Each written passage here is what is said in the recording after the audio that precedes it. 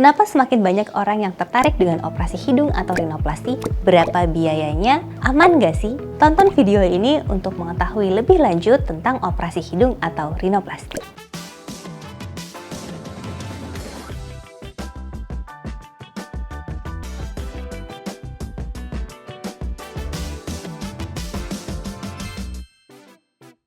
Halo sahabat Siloam, saya Dr. Astrinita Lestari Suyata, spesialis bedah plastik, rekonstruksi, dan estetik dari BIMC Siloam Nusa Dua. Kali ini kita akan membahas tindakan operasi hidung atau rinoplasti.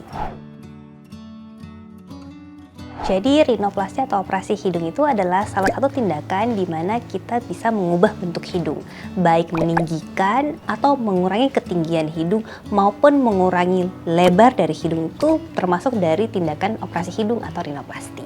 Saat ini tindakan operasi hidung ini sangat hype. Orang-orang udah pada pintar, udah lihat artis-artis Korea maupun artis model-model barat di mana hidung itu merupakan center dari wajah kita, sehingga dengan melakukan perubahan sedikit saja pada hidung itu bisa mengubah bentuk penampilan dari seseorang.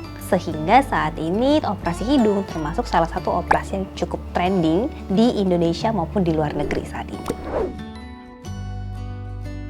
Jika kita ingin menambah tinggi dari hidung, batang hidung seseorang, maka kita bisa menggunakan beberapa bahan. Pertama yaitu silikon, ataupun yang kedua silikon digabungkan dengan tulang rawan yang berasal dari telinga.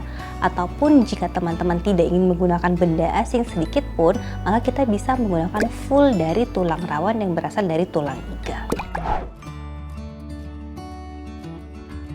Jadi untuk operasi hidung ada yang estetik ataupun yang memang untuk fungsional. Kalau memang hidungnya sudah normal tapi ingin diperindah, itu bisa dengan tujuan estetika. Tetapi banyak juga teman-teman yang merasa bahwa terjadi gangguan saat bernafas, misalnya dominan yang kanan atau dominan yang kiri atau hidungnya bengkok. Nah, pada saat itulah tindakan operasi hidung bertujuan sebagai rekonstruksi atau dari fungsionalnya.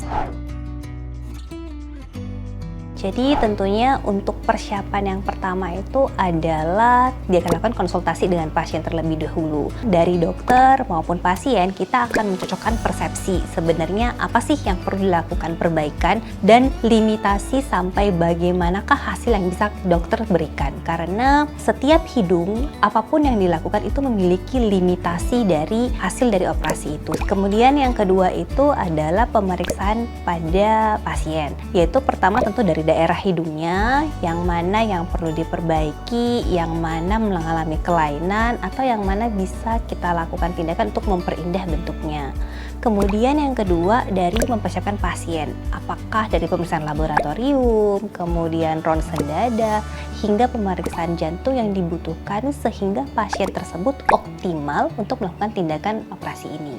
Kemudian spesial untuk di BIMC Nusa Dua, di kosmetik sendiri kami bisa memberikan gambaran secara 3D, 3 dimension, bahwa bagaimana kira-kira hasil dari operasi setelah dilakukan. Tentu tidak akan benar-benar persis sama, tetapi setidaknya kurang lebih bisa memberikan gambaran bagaimana hasil operasi akan dihasilkan.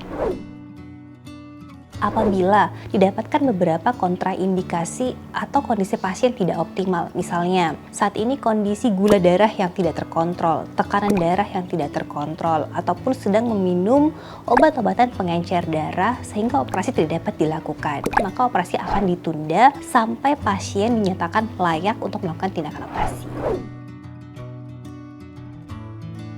Untuk pasca operasi pun sangat-sangat menentukan hasil dari tindakan operasi, terutama operasi hidung, di mana hidung itu selalu berhubungan dengan udara luar. Jadi pasien harus benar-benar tahu cara membersihkan hidung setelah operasi. Kemudian juga beberapa pasien menghindari kegiatan-kegiatan yang merangsang suhu tubuh meningkat seperti sauna, berenang, mandi bathtub dengan air yang hangat, itu sebaiknya dihindari dulu. Dan yang paling penting adalah stop merokok dan juga alkohol 2 bulan hingga setelah operasi. Sebenarnya kita kan pasti ingin melihat hasilnya lebih cepat, lebih baik. Tetapi tidak bisa dipungkiri bahwa operasi hidung termasuk salah satu operasi yang bengkaknya cukup lama. Jika ingin dilihat hasil itu sebenarnya 100% boleh dilihat setelah 1 tahun.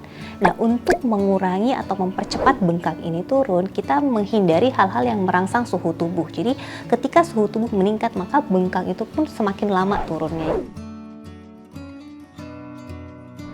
Tips yang paling penting yang pertama adalah pilihlah dokter yang memang berkompetensi. Jadi saat ini di mana-mana seperti salon maupun banyak klinik-klinik yang menawarkan tindakan operasi hidung ini sendiri. Jadi bukan berarti kita bisa melakukan, itu kita boleh melakukan. Jadi misalnya saya tidak pernah mendapatkan pendidikan atau hanya kursus 1-2 hari, langsung saya besoknya melakukan tindakan operasi hidung. Mungkin teman-teman sendiri sudah bisa menilai artinya. Kemudian yang kedua adalah bagaimana teman-teman cocok dengan penjelasan dari dokter. Teknik operasi setiap dokter itu berbeda. Mereka memiliki seni masing-masing. Pilihlah yang memang paling klop dengan teman-teman. Saya suka nih cara dokter ini operasi. Dan yang paling penting adalah jangan pernah memilih dokter berdasarkan harga. Apapun itu selalu hukum alam. Di mana ada harga, di situ ada hasil. Jangan selalu tergiur dengan harga yang murah. Buat sahabat Siloam yang ingin melakukan operasi hidung atau tindakan rinoplasti, silahkan konsultasikan langsung kepada spesialis bedah plastik untuk mendapatkan penanganan yang tepat. Salam sehat!